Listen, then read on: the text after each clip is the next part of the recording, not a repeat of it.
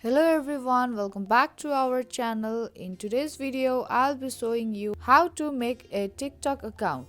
Now let's get started.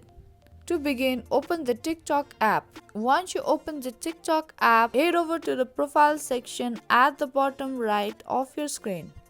After that, select use phone or email button. To create TikTok account, enter your phone number or you can sign up with your email address. Once you enter your email address, tap on next button. Now drag the puzzle piece into the place to verify and continue. Once you get verified, you will be asked for your password.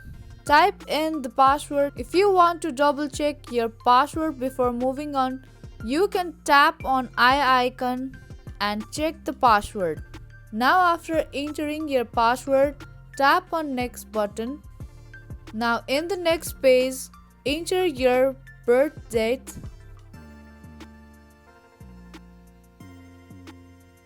Now after entering your birth date, tap on next button. Now create nickname for your TikTok account.